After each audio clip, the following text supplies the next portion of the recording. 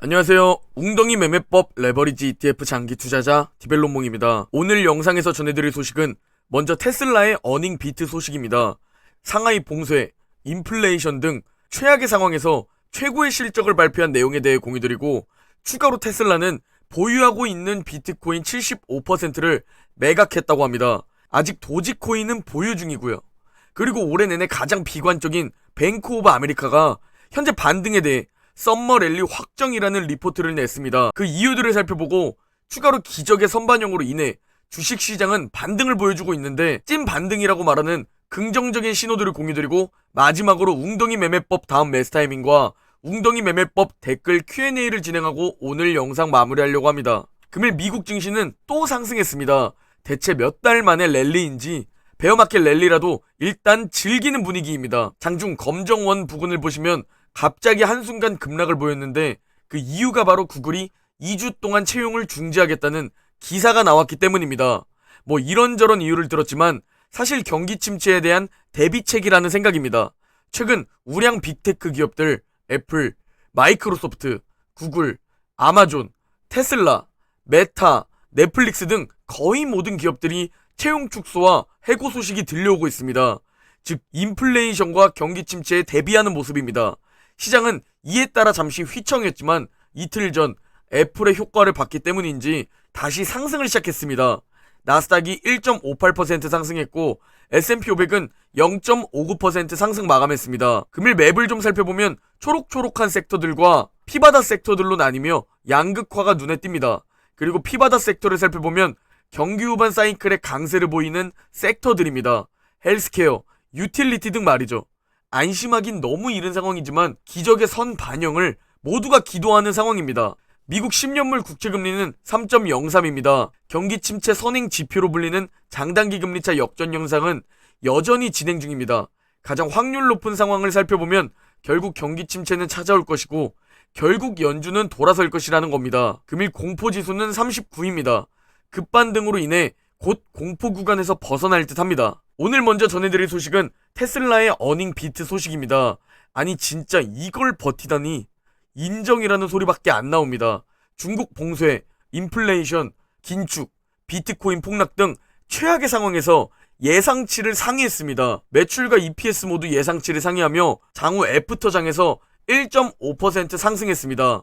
이번 테슬라 발표가 개인적으로도 왜 진짜 대박이라고 느끼냐면, 아까도 말씀드렸지만 중국 봉쇄, 인플레이션, 긴축, 비트코인 폭락 등 테슬라에게 최악의 상황이 펼쳐졌지만 최고의 선방을 했다고 평가하고 싶습니다. 거기에 베를린 기가팩토리는 주당 1000대 생산으로 주당 GPM 흑자에 도달했고, 6월은 가장 안 좋았던 한 달이었는데 6월 인도 대수가 약 15만 8천 대입니다. 월간 기준 사상 최대를 기록한 것이며 이는 12개월로 환산하면 190만 대가 됩니다. 결국 현재 문제들이 해결될 경우 사상 최대 실적을 예상할 수 있는 상황이죠. 추가로 테슬라 실적 발표에서 굉장히 중요한 내용이 바로 보유 중인 비트코인 중 75%를 손절했다는 겁니다. 지금 주식, 코인 시장 모두 이 소식에 집중했습니다.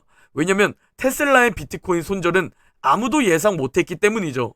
머스크는 과거 테슬라가 보유 중인 비트코인은 팔지 않겠다고 말했었는데 역시 위기 상황에선 믿을 사람이 없죠. 하지만 보유 중인 도지코인은 하나도 팔지 않았다고 덧붙였습니다. 테슬라 컨퍼런스 콜 핵심 내용 중 먼저 비트코인 손절한 이유가 뭐냐면 상하이 셧다운에 대비하기 위한 현금 확보를 이유로 들었습니다. 거기에 기가테삭스 역시 몇 달 안에 주당 1000대 생산을 달성할 것이라고 말했고, 올해 안에 주 4만 대 생산 달성 기대감을 어필했습니다. 주 4만 대 생산은 1년에 200만 대를 뜻하는 어마어마한 수치입니다. 추가로 2023년에 사이버트럭 인도를 시작할 것이라고 밝혔고, FSD 베타는 올해 안에 북미 전체 공개될 것이라고 말하면서 앞으로도 테슬라는 꾸준히 성장할 것이라는 기대감을 투자자들에게 심어주었습니다. 진짜 이번 테슬라의 실적을 보면서 잠깐 이번 테슬라 실적을 우려한 제 자신이 생각났고, 역시 전 통찰력은 부족하다고 생각했습니다. 넷플릭스, 테슬라 등 생각보다 잘 버티는 기업 실적과 인플레이션 피크아웃 기대감으로 인해 미국 증시는 지난주부터 반등을 보여주고 있습니다. QLD 주봉 차트를 보면 하락 추세를 봤을 때 저항받는 위치에 와 있습니다. 여기서 이제 또 실적 부진으로 정말 예상대로 찐 바닥을 보러 가느냐, 아니면 이걸 뚫고 기적의 선 반영으로 바닥은 이미 찍은 것이냐, 우리는 2년 뒤쯤 2022년을 보며 알 수 있을 겁니다. 우리가 희망을 가질 만한 내용이 또 있었는데 바로 올해 2022년 가장 비관적인 뱅크 오브 아메리카가 썸머 랠리가 확정적이라는 리포트를 발표했습니다. 첫 번째 썸머 랠리라고 확정하는 이유로 바로 19일 미국 증시를 얘기했습니다. 19일 미국 증시는 무려 93%의 종목이 상승을 보였는데, 미국 증시의 90% 이상의 종목이 상승을 보인 날은 반등을 주는 구간이라고 밝혔습니다. 최소 썸머 랠리는 확정됐다고 분석한 겁니다. 과거 미국 증시 1일 기준으로 90% 이상의 종목이 상승한 후 약 2달에서 3달 정도는 랠리를 보였습니다. 즉 우리는 최소 약 2~3달 정도의 랠리를 기대해 볼 수 있는 자료죠. 추가로 뱅크 오브 아메리카의 차트 전문가들이 바라보는 주요 저항선과 지지선 라인입니다. 그리고 현재 우리에게 중요한 저항선은 파란선 S&P 500 4175 부근이라고 합니다. 저 부근에서 저항받고 찐 바닥을 보러 가느냐, 저 부근까지 뚫어주느냐가 중요해 보입니다. 또 굉장히 좋은 시그널을 보였는데, 파란색 점선을 보시면 아시겠지만 작년 말부터 올해까지 계속 하락 추세를 보였던 누적 순거래량이 6월 저점을 기준으로 처음으로 상승 추세를 그리려고 한다는 시그널입니다. 점점 바닥론에 대한 자료들이 보이고 있습니다. 우리는 이번 실적 발표만 무사히 넘기면 어쩌면 이번 약세장을 빠져나갈지도 모릅니다. 또 정말 확실한 반등 자료가 있습니다. 등락 비율을 나타낸 파란색 차트와 보라색 S&P 500 차트입니다. 이 파란색 차트 등락 비율이 드디어 과거 저점에서 볼 수 있었던 그 빨간색 라인을 돌파했다는 자료입니다. 이 등락 비율의 저 빨간 라인은 거의 모든 기업들이 바닥에서 함께 상승할 때 나타나는 시그널 라인입니다. 그리고 저 빨간 선을 넘었을 때가 빨간 원 구간입니다. 과거 최저점 부근에서 모두 반등했었던 구간이죠. 2008년 리먼 브라더스, 2012년, 그리고 2016년과 2018년, 거기에 2000년 코로나 팬데믹까지 등락 비율이 저 빨간 선을 넘었을 때가 찐 반등 구간이었다는 자료입니다.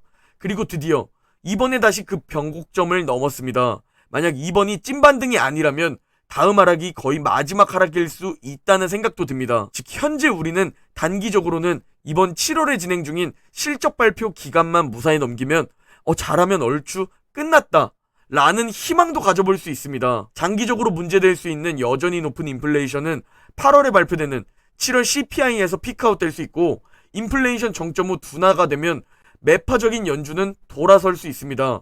매파적인 연준이 돌아서면 글로벌 경기 침체는 생각보다 얕게 지나갈 수 있다는 거죠. 역시 오늘도 실적 발표가 있습니다.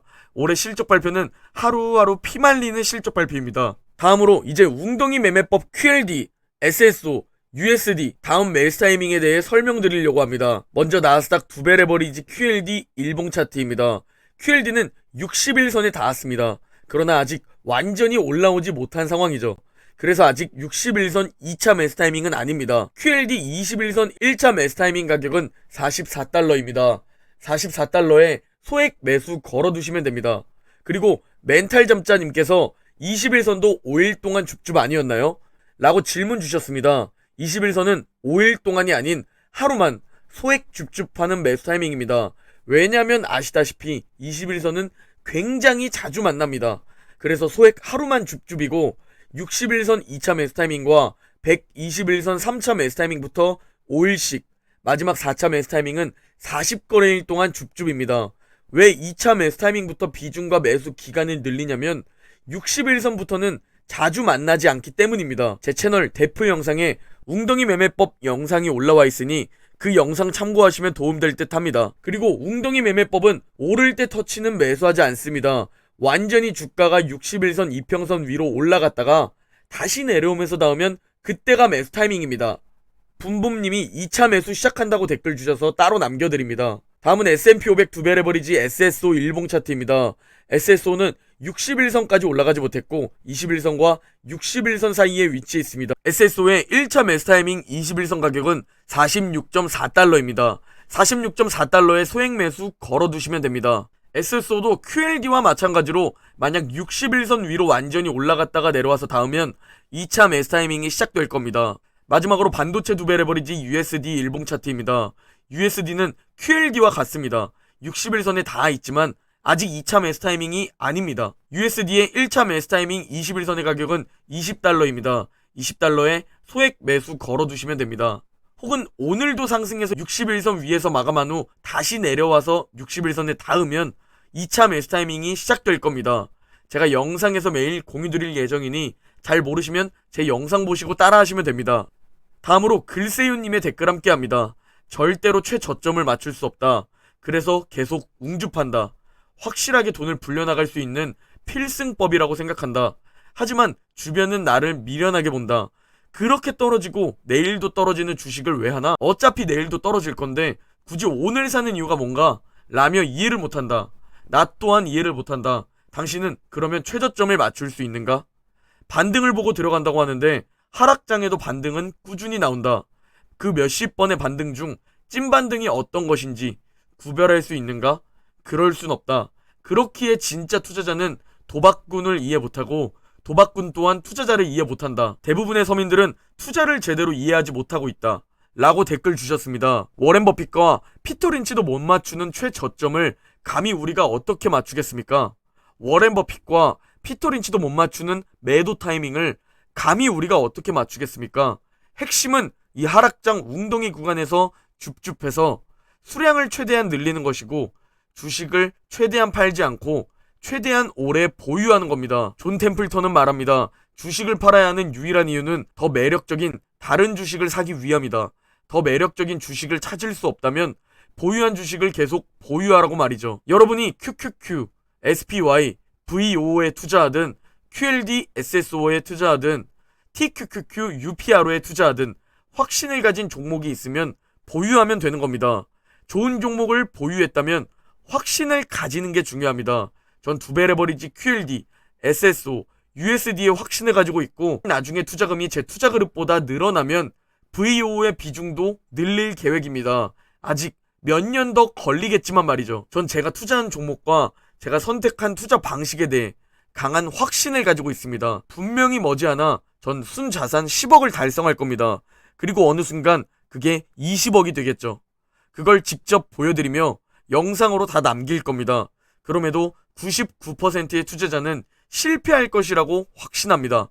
결국 1%만 살아남고 1%만 자산을 계속 불릴 겁니다. 그게 자본주의 시스템이기 때문이죠. 우리는 이 자본주의 시스템을 이해하고 우리가 1%가 되는 겁니다. 오늘 영상은 여기까지입니다. 제 영상이 도움이 되셨다면 구독과 좋아요, 댓글 부탁드립니다. 그럼 내일 영상에서 뵙겠습니다.